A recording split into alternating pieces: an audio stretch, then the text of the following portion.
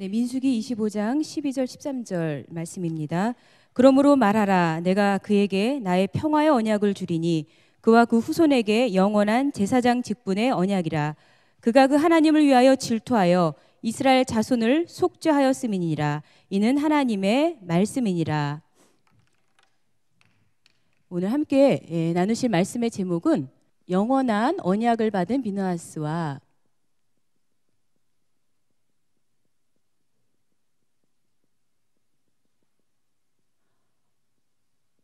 언약에서 끊어진 비느하스입니다.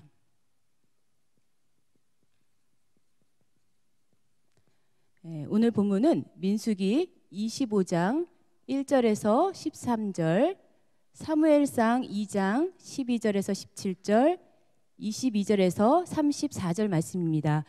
구속사 제6권의 내용을 주로 참조하여서 이 내용을 오늘 함께 합니다. 제사장은 하나님과 사람 사이에서 중보의 역할을 하는 자로서 속죄 제사를 통해서 하나님과 사람의 관계를 화해시키는 것이 주된 직무입니다.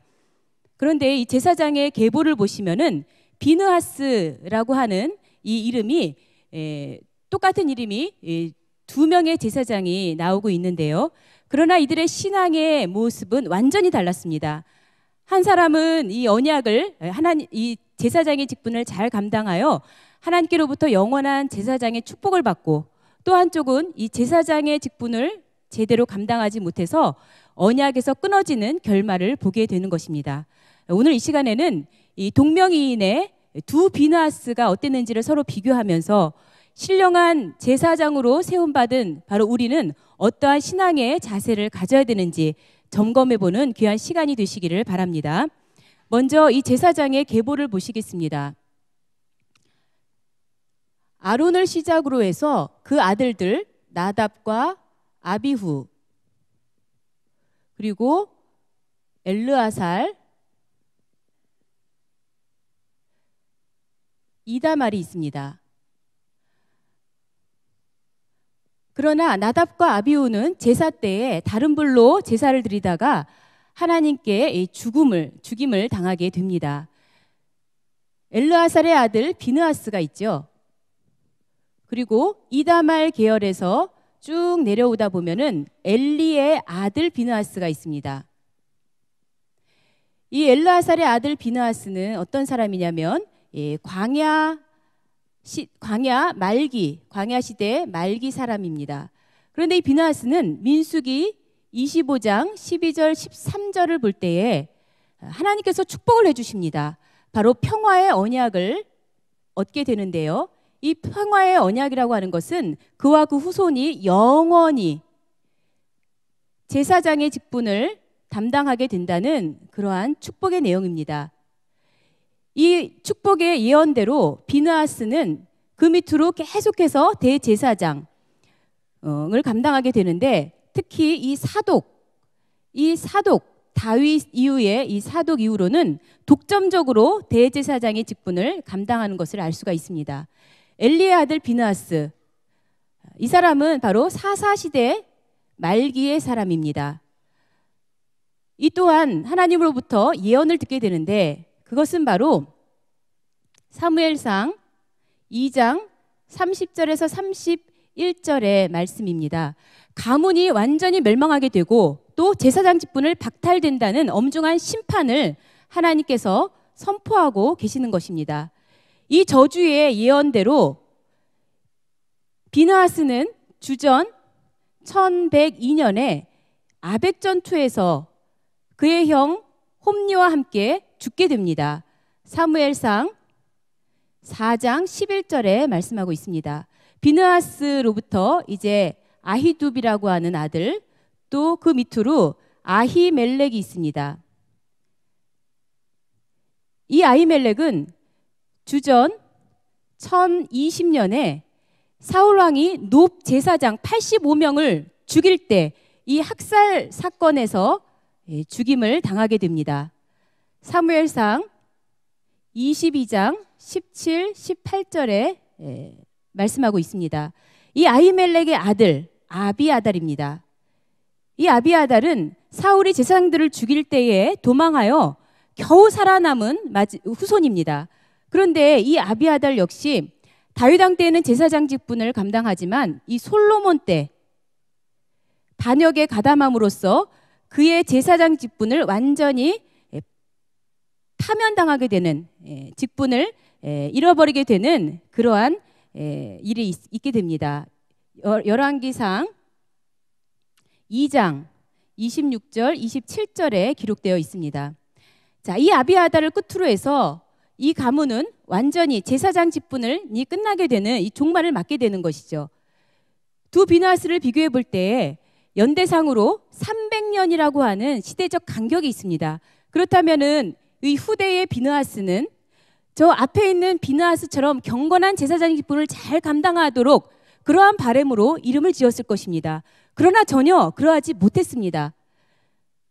똑같은 이 훌륭한 제사장 가문에서 태어났지만 똑같이 언약을 받았지만 이쪽의 비느하스는 하나님의 언약을 잘 간수하였는데 그러나 이쪽의 엘리의 아들 비느하스는 그 언약을 간수하지 못함으로 말미암아서 결국 집안이 망하게 되고 이 제사장의 족보가 완전히 끊어지게 되는 결말을 보게 되는 것입니다. 자, 이들의 운명이 이렇게 달라지게 된 원인이 과연 무엇일까요?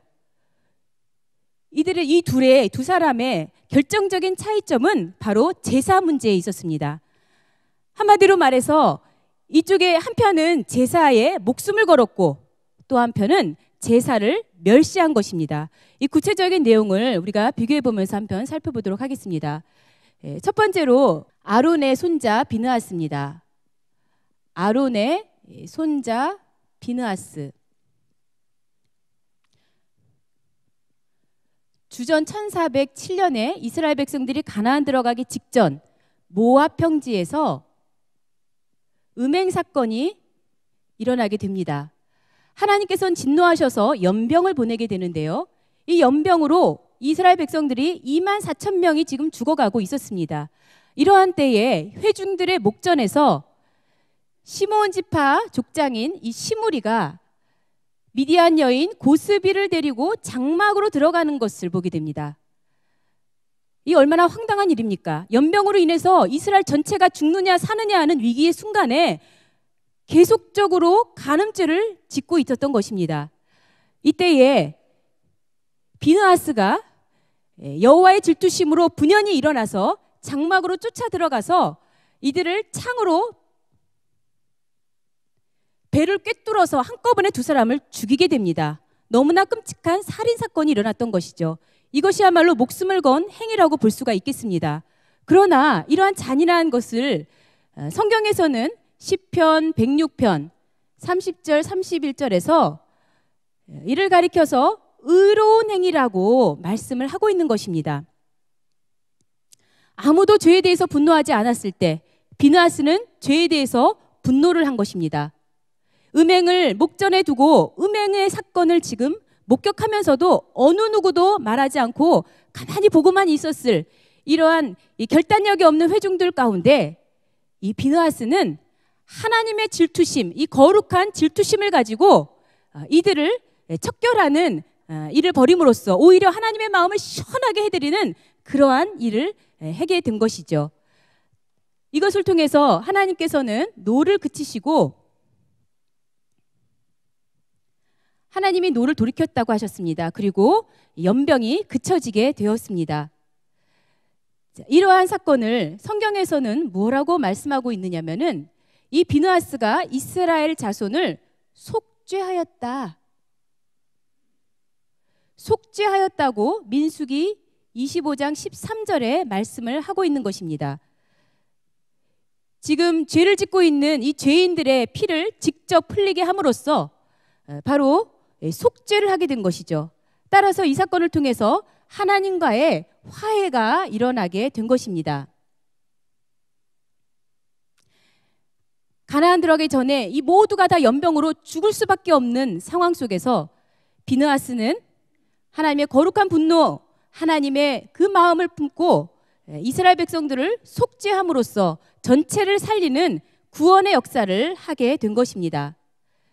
이렇게 이 비느하스는 이 거룩한 속죄의 사역을 잘 수행함으로써 하나님께로부터 영원한 제사장의 축복을, 그 언약을 받았습니다. 이번에는 이 엘리의 아들 비느하스를 보겠습니다.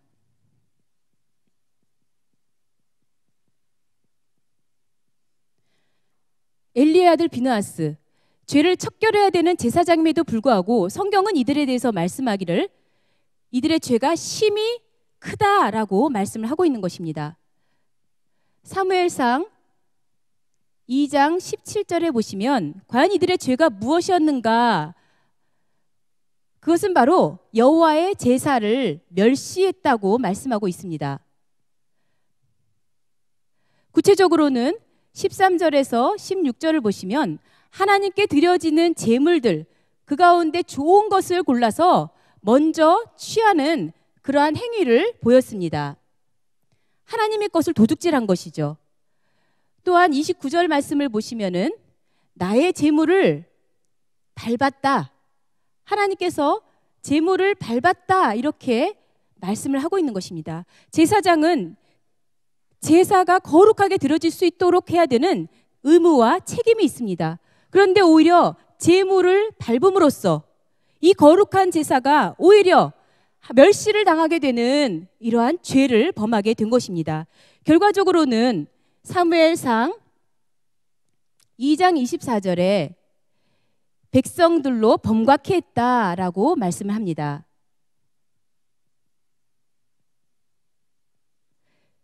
백성들이 죄를 범했다는 것이죠. 하나님께 대해서 제사가 올바로 드려지지 않을 때 그것은 바로 하나님께 대한 죄를 지은 것입니다. 이스라엘 백성들이 제사장의 잘못으로 인하여 이렇게 죄를 짓게 된 것입니다. 어떤 것보다도 이 제사는 하나님께 대한 직접적인 죄, 근본적인 죄악입니다. 따라서 25절에 보시면은 사람이 사람에게 범죄하면 하나님이 판결하시려니와 사람이 하나님께 범죄하면 누가 간구하겠느냐? 하나님께 범죄할 경우에 과연 누가 그것을 위해서 간구하겠느냐라고 하는데, 이 여기서 간구라는 단어는 히브리어 팔랄로서 이것은 중재하다, 즉 죄의 해결을 의미하고 있는 것이죠. 어느 누구도 이것을 중재할 자가 없다는 것입니다. 이 죄의 문제를 해결할 수가 없다는 얘기입니다. 그렇다면 죄의 결과는 무엇입니까? 바로 죽음밖에 있을 수가 없습니다. 거룩한 속죄 제사를 통해서 백성들을 살려야 되는 이 제사장이 오히려 백성들을 죽음에 몰아넣는 위기로 몰아넣어 버렸습니다. 따라서 이 제사장은, 이 비느하스 제사장은 제사를 이렇게 멸시하고 제사를 업신여김을 통해서 오히려 그 집안이 망하고 백성들 전체를 위기 가운데 몰아넣게 되고 끝내는 이 제사장 언약에서 끊어지게 됩니다.